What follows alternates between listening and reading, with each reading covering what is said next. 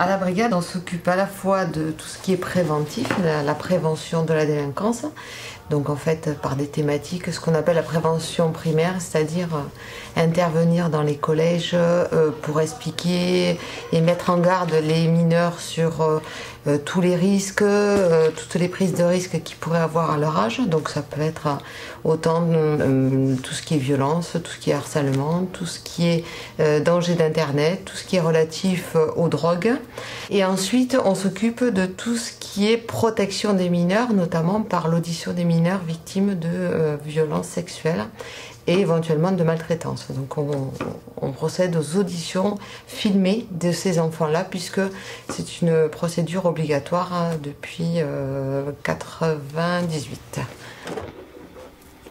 L'enquêteur qui est en charge du dossier est ici. Il assiste à l'entretien, mais il ne fait qu'écouter. Voilà. Donc celui qui a fait l'entretien proprement dit, c'est un enquêteur de la BPDJ.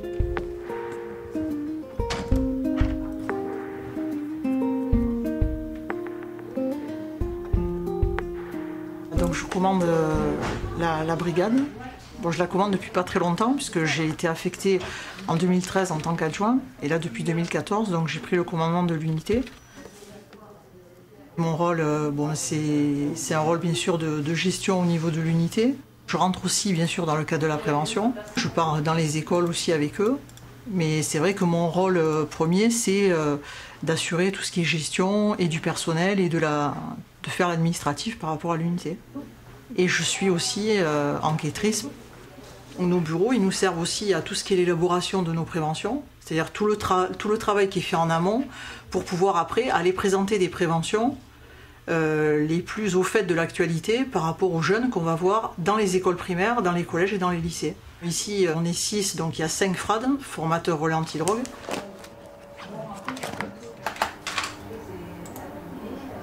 Je m'appelle Christian Roch, je fais partie de la brigade de prévention de la délinquance juvénile de l'UNEL et je suis aussi formateur relais anti-drogue, FRAD. On a dans l'idée de réaliser un film ou un reportage en caméra cachée avec des jeunes pour sensibiliser les jeunes et les adultes quant aux méfaits du tabac. Le but sera d'envoyer des ados et de les filmer en caméra cachée.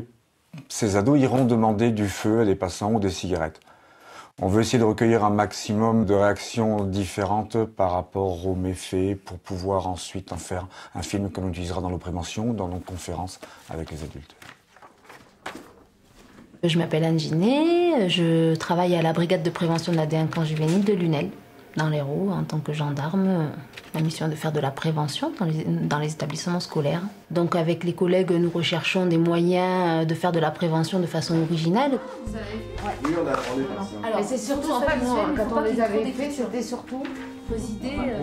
On a décidé de mettre en scène des jeunes de 6e et des jeunes de 3e. À l'issue de cette demande, ils devront leur remettre un flyer qui parlera des méfaits du tabac.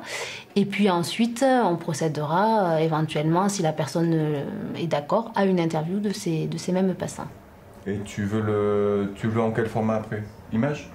Image. On travaille essentiellement dans la prévention en milieu scolaire. On a décidé donc de faire appel à un collège, le collège de Castries, le collège des Pins de Castries, avec lequel on a déjà travaillé en classe, avec les 6e, avec les 3e, parce qu'il nous fallait des jeunes qui soient représentatifs de ce qu'un ado peut être quand il veut essayer de fumer. Plusieurs fois.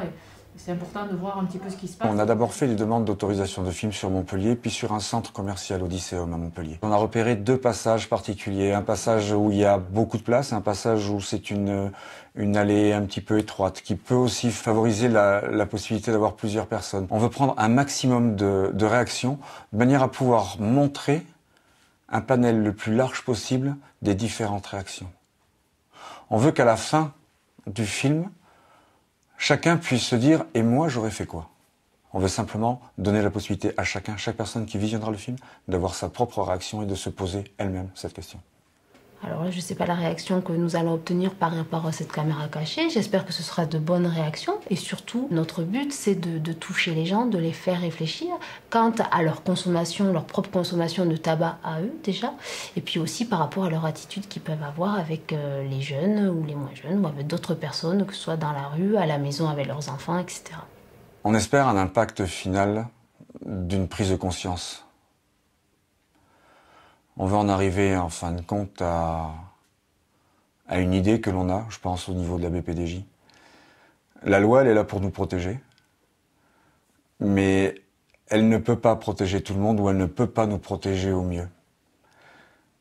S'il y avait une idée à retenir vis-à-vis de ce film ou vis-à-vis de cette action, c'est que, avant de se poser la question de savoir si c'est interdit, il faut se poser la question de savoir si c'est bon pour nous. Et là, on se protège nous-mêmes, plus fort que ne pourra jamais le faire la loi.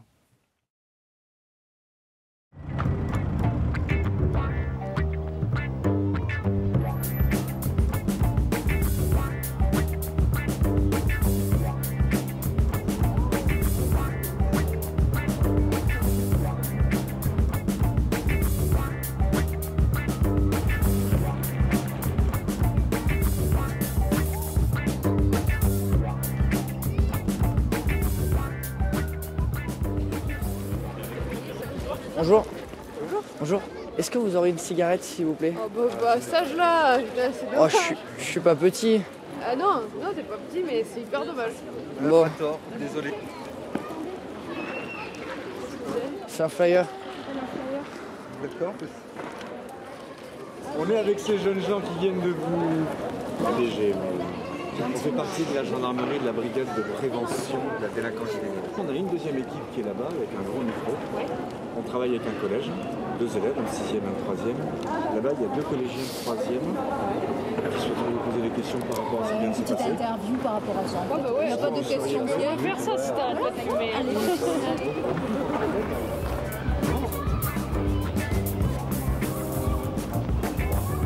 Pourquoi avez-vous refusé de donner la cigarette aux jeunes? Parce qu'il est trop jeune. Qu'est-ce que vous en pensez de l'approche du jeune qui vient vous demander une cigarette ou du feu pour faire de la prévention contre le tabagisme? Je trouve que c'est une bonne initiative pour vous, justement, pour que vous commenciez pas à fumer. Je trouve que c'est vachement utile aussi pour les adultes qui nous fumons. Bon, nous, sur le coup, on n'en a pas donné. Mais il y en a beaucoup qui auraient eu tendance à donner en se disant « Oh, il est jeune, il n'a pas beaucoup de sous, allez, on va y rendre service ». Et je pense que pour eux, surtout, c'est une bonne initiative parce que ça permet de leur en faire prendre conscience, quoi. Que c'est pas anodin de donner une cigarette à un gamin, quoi. Bonjour, est-ce que vous aurez une cigarette, s'il vous plaît? Oh, vous êtes un peu jeune. Vous pouvez pas nous en donner une? Non, je suis désolé. Non. Ah. Non mais attendez, tenez. C'est quoi? C'est un flyer. C'est quoi? Un flyer. Un flyer. Ok. Merci un peu. Au revoir. Merci, au revoir.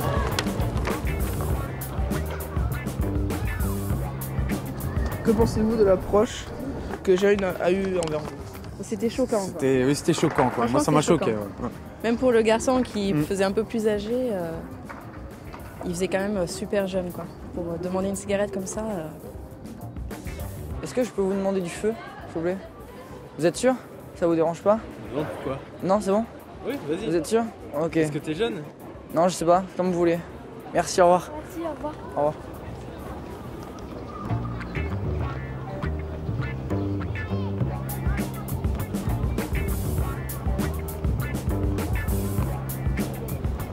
Excusez-moi, vous pourrez me prêter une cigarette, s'il vous plaît? Non. Mais s'il vous plaît. non. Bah alors tenez. Bah non plus. Mais c'est un mot.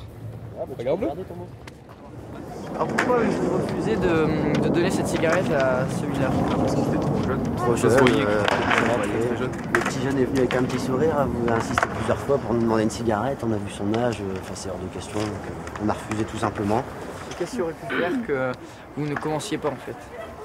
Commence pas. Bah maintenant je pense que c'est de plus en plus facile. Le prix déjà. Quand on se rend compte rapidement, de faire rapidement le calcul, quand on fait, moi j'avais une consommation d'un paquet par jour, ça fait du 200 quelques euros par mois.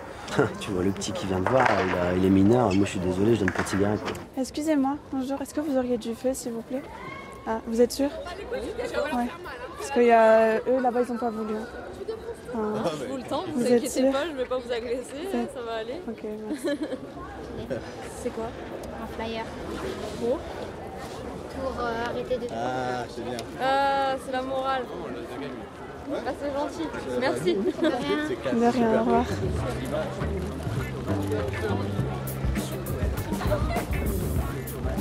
Pourquoi vous avez accepté de donner du feu? Pour rendre service. À l'avenir, pensez-vous changer d'attitude vis-à-vis d'un mineur qui vous demanderait du feu ou une cigarette? Oui. Ouais, ça fait réagir, hein? Oui. Ah oui, oui, je vais faire plus attention maintenant. Vis-à-vis des personnes qu'on a eues, on a eu, je pense, une approche assez intéressante. Et je pense que les gens qui ont été visés, ciblés, sont repartis avec un questionnement, au moins déjà un questionnement. Toutes les personnes qu'on a interpellées ont été des personnes qui ont été agréablement surprises par ce projet. Je pense qu'on a eu aujourd'hui un impact assez important vis-à-vis des personnes que l'on a interviewées. Le nombre de fumeurs en France ne diminue pas. L'âge, lui, diminue. On arrive à tomber même sur des jeunes qui ne touchent jamais une véritable cigarette et qui vont sur la cigarette électronique.